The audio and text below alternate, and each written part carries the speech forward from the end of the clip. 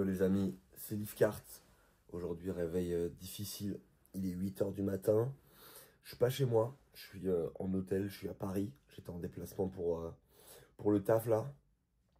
Donc là je ressors de 3 jours à Paris assez intense. Et aujourd'hui c'est direction Val-de-Reuil pour les championnats de Normandie d'athlétisme. Donc bon, la bonne nouvelle par rapport au mollet c'est que ça a l'air d'aller.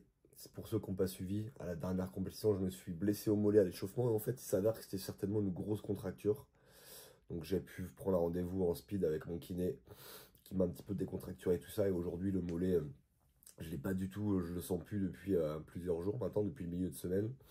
Donc bon, apparemment, plus de peur que de mal pour la blessure du mollet de la semaine dernière.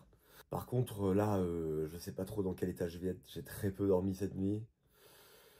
Et bon, on verra. Mais je sens que ça va être compliqué aujourd'hui. Mon état de forme, je pense, va être un petit peu compliqué. Après, on sait jamais. Là, c'est juste le matin. Donc, tu sais, des fois, le temps que le corps se réveille, c'est un petit peu compliqué, quoi. Mais ça m'a l'air un petit peu. Je pense que ça va être dur aujourd'hui. Le championnat de Normandie, c'est une grosse épreuve d'un point de vue régional. Il y aura tous les meilleurs de la région. Pour vous donner un ordre d'idée, donc là, avec 1,90 m cette saison, je suis le 9e, je crois, athlète engagé. Donc voilà, ça devrait sauter haut aujourd'hui. Il y a plusieurs athlètes qui ont sauté 2 mètres cette année, donc ça va être un concours de haut niveau. Et puis la salle de Val-de-Reuil, vous allez voir, elle est très très très très stylée. Donc bah écoutez, on se retrouve directement à Val-de-Reuil, intro courte cette fois-ci là. Pas de blabla, on va direct à l'essentiel. Allez, à toutes. Allez, et je vous emmène avec moi pour ce petit trajet entre Paris et Val-de-Reuil. Et un peu galère parce qu'en fait, il n'y avait pas de train direct entre Paris et Val-de-Reuil. Donc j'ai d'abord dû faire Paris-Rouen en train et après reprendre un taxi pour aller à Val-de-Reuil pendant à peu près une demi-heure. Donc voilà, un trajet pas des plus évidents, mais bon, ça l'a fait sans aucun problème. Et voilà, bien arrivé à la salle Jesse Owens de Val-de-Reuil. Magnifique salle, peut-être une des plus belles de France. Donc voilà, maintenant je vous emmène à l'intérieur. Vous allez voir, c'est encore plus dingue à l'intérieur. Et donc là, voilà la magnifique salle de Val-de-Reuil. La piste a été refaite cette année. Donc c'est une salle qui est récente, hein, qui a quelques années. Je ne sais plus exactement quand elle a été faite, mais elle a moins de 10 ans, je pense. Mais la piste a été refaite cette année. Donc là, on a une toute belle piste magnifique. Donc bref, voilà, moi je viens d'arriver, il est genre midi et quelques. Et moi, mon concours, c'est à 15 h. Donc il y a encore un petit peu de temps, là on va aller manger tranquillement, patienter. Et puis on va se retrouver tout simplement au moment de l'échauffement, quoi. En espérant que ça le fasse cette fois-ci, qu'il n'y ait pas de blessure et que tout aille bien. Allez, à toutes. Parti pour l'échauffement. Aujourd'hui, échauffement très très court. Comme je l'ai dit un petit peu plus tôt dans la vidéo, je sens qu'aujourd'hui, avec la nuit qui a été courte et mon séjour à Paris qui a été assez intense, j'ai pas énormément d'énergie.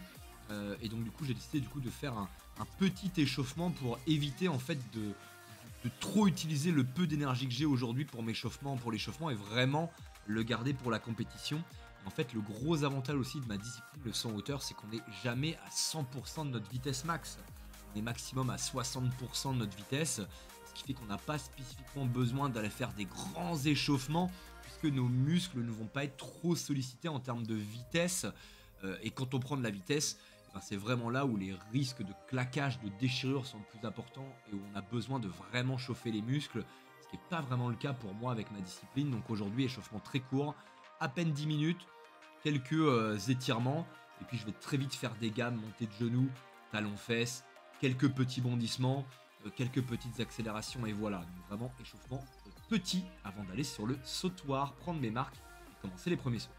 Et on va directement passer sur le sautoir ensuite, mettre les pointes, faire quelques petits sauts d'abord, ciseaux puis fausse brique comme d'habitude. Et clairement, j'ai pas de jambes, il n'y a rien qui va. Derrière, je vais faire 2 sauts seulement sur élan complet, un à 1,65 m, un autre à 1,80 m. Et les deux ne passent pas. J'ai des très mauvaises sensations, mais ce qui est souvent mon cas en vrai d'habitude à l'échauffement. Donc bon, ça m'inquiète pas plus que ça. Je sais qu'une fois que la compète partira, ça sera bon. Mais bon, on va dire un échauffement qui ne me met clairement pas en confiance. Bon, ça va être chaud les gars là. Je suis Mort. J'ai pas d'énergie, j'ai pas de force. Je pense qu'on va commencer pas très haut. Et puis on va voir, mais ça va être dur les gars aujourd'hui. Allez, début du concours. Et je décide de mettre ma première barre à 1m75. Je me connais, même si l'échauffement n'a pas été bon avec l'adrénaline de la compétition. En général, je réussis tout de même à passer les barres que je n'ai pas passées à l'échauffement. On commence à 1m75. C'est parti.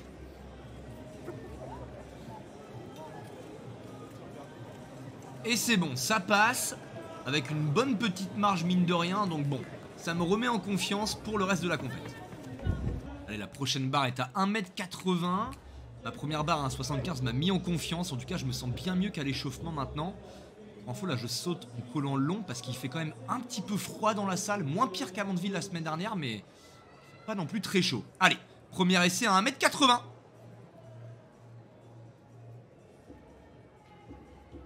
Oui, et ça passe. Encore une fois avec une bonne petite marge. Donc bon, ça fait du bien. Et la barre passe désormais à 1m84. Donc là, il va falloir m'employer un petit peu plus. 1m75, 1m80, c'est des barres vraiment faciles pour moi. Ou entre guillemets, je peux les passer sans problème, sans forcer. Là, il va falloir m'employer un petit peu plus. Allez, 1m84. Premier essai.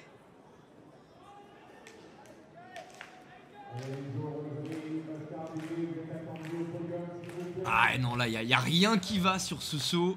Je cours pas, j'impulse pas. C'est ce qu'on appelle communément une jolie petite merguez. Va falloir en faire plus sur le deuxième essai pour que ça passe.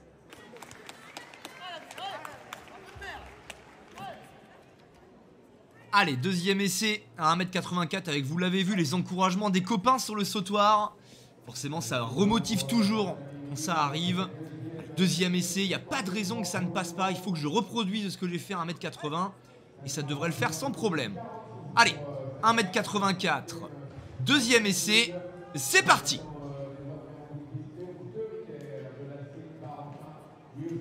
Ah, dommage. Il manque pas grand chose, c'est beaucoup mieux qu'au premier essai. Ça court un petit peu plus, surtout ça impulse, ce qui n'était pas le cas au premier essai. Et malheureusement, ça sera mon dernier saut de ce concours. Il s'est passé quelque chose juste après que je n'ai pas filmé. Et je vais devoir m'arrêter là. Malheureusement, je vous explique tout ça plus en détail dès maintenant. Bon, du coup, pas de troisième essai à 1m84. Juste avant mon troisième essai, j'ai voulu me réchauffer un petit peu. Donc j'ai refait des montées de genoux, des gammes que j'ai pas filmées avant de sauter. J'ai voulu refaire des petits bondissements. Et sur le bondissement, je ressens la même douleur que au mollet, exactement au même endroit que la semaine dernière à Mandeville, en 2 fois plus fort. C'est-à-dire que là, genre, même je boite quoi. Donc bon, bah finalement le mollet qui m'a pas du tout dérangé sur le concours, ben là il me dérange. Mais bon après, quoi qu'il arrive, aujourd'hui je pense que ça se voit à ma gueule là. Là j'ai qu'une envie, c'est d'aller dormir. Je suis explosé. C'est important l'hygiène de vie hein, au sport. Donc bon, ça a d'ailleurs peut-être favorisé la rechute entre guillemets du mollet quoi. Donc bon, casse les coudes, là la saison elle est quasi morte, il reste qu'une compète quoi. Donc bon, bref. On rentre à la maison et puis on se fait un petit débrief un petit peu plus à froid parce que là je suis vraiment à chaud quoi. Là j'ai arrêté le concours il y a 2 minutes quoi. Donc bon, on reparle de ça en rentrant. Bon bah voilà les gars, 21h30, c'est bon, on est rentré de la compète. Bon bah forcément c'est les boules parce que là la saison elle prend une mauvaise tournure quoi.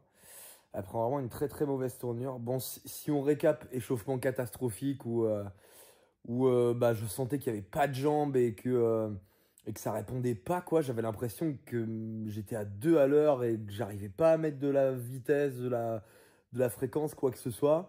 Genre à l'échauffement du coup j'ai fait 3 barres sur élan complet, 2 à 1m65 et 1 à 1m80 et je passe aucune des 3. Donc vraiment un échauffement qui me met pas du tout en confiance. Malgré ça, je décide quand même de commencer à 1m75 parce que je me connais et je sais que quand la compétition arrive, bah forcément il y a l'adrénaline qui monte un petit peu et en général l'intensité aussi. Donc bon, je me fais confiance là-dessus sur mon vécu et mon expérience. Et au final, très bonne surprise sur mes 2 premiers sauts à 1m75 et 1m80 parce que ça passe sans trop forcer non plus.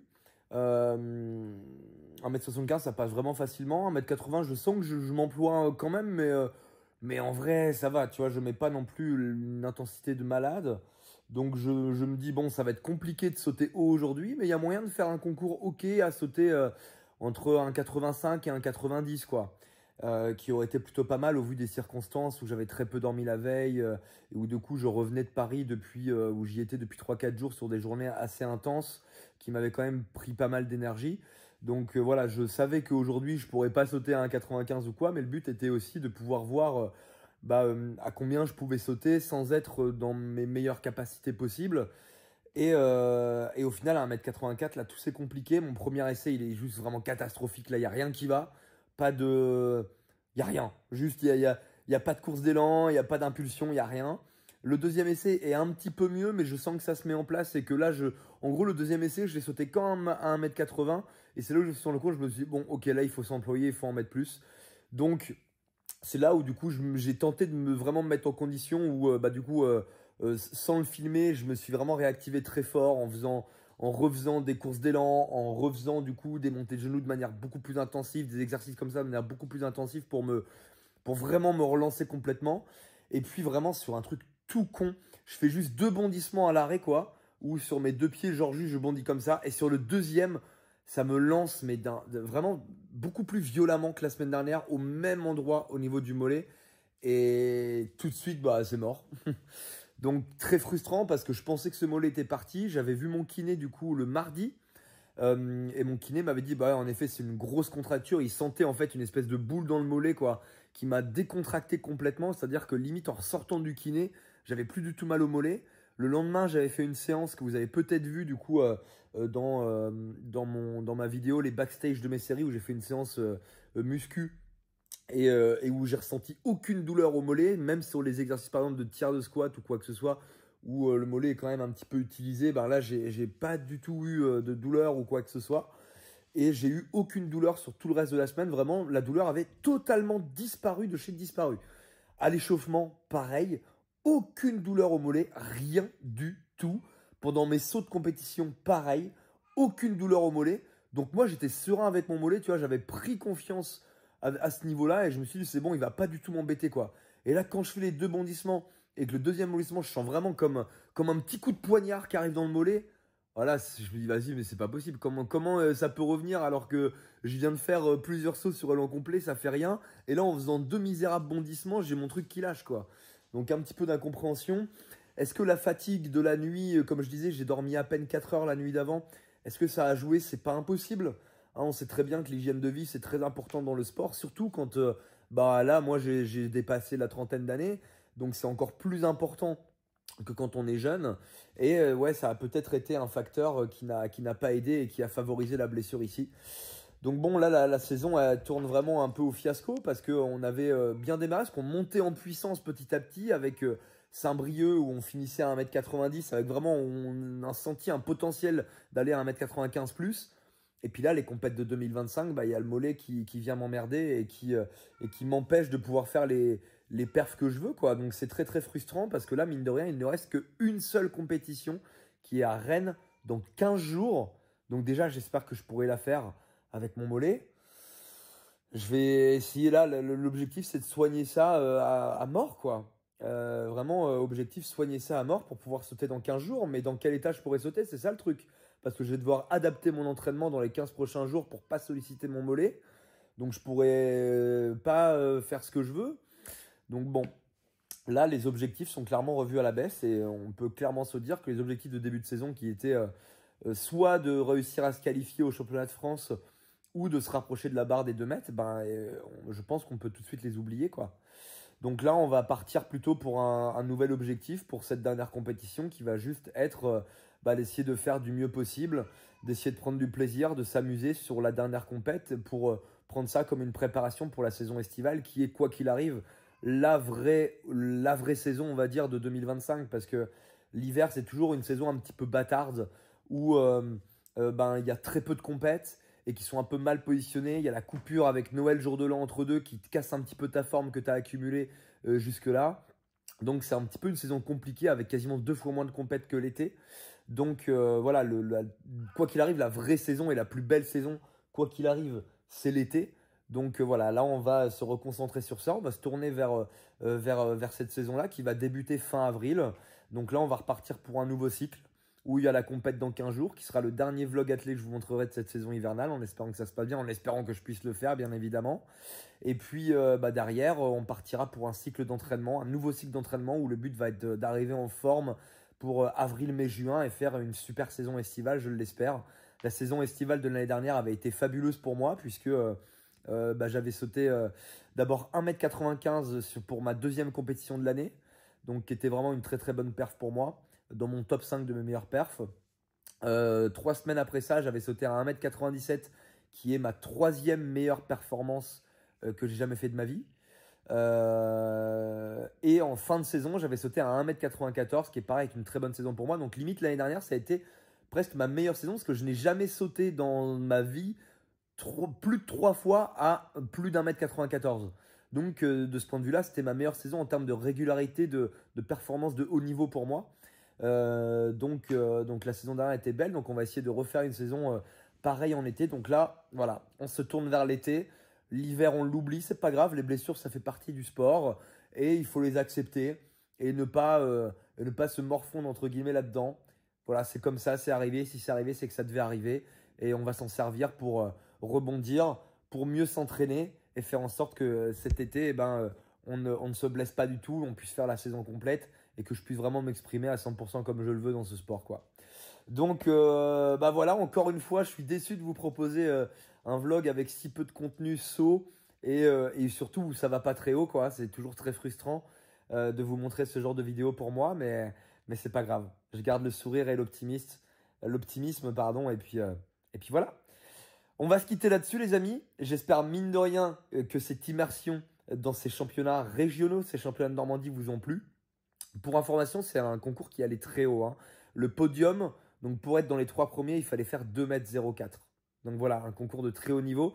Et c'est très bien parce qu'en Normandie, on est quand même une région où le 100 hauteur se porte bien, où il y a une très belle concurrence, une très belle densité. Aujourd'hui, voilà, faire 2 mètres, ça ne suffisait pas pour être médaillé au championnat de Normandie, ce qui est quand même un fait relativement rare si on regarde les 10-15 dernières années à ce niveau-là sur les championnats de Normandie. Donc ça, c'est super pour l'émulation du sport et pour l'adversité qu'il peut y avoir sur ces compétitions régionales. Donc ça, c'est vraiment un très bon point pour le sport en général dans la région, quoi. Donc voilà, je vais vous quitter là-dessus. J'espère que ça vous a plu. Nous, on se retrouve, je l'espère, dans à peu près 15 jours pour la dernière compétition de la saison hivernale. Et sinon, si je ne peux pas sauter, ça sera retour en avril de ces vlogs athlés.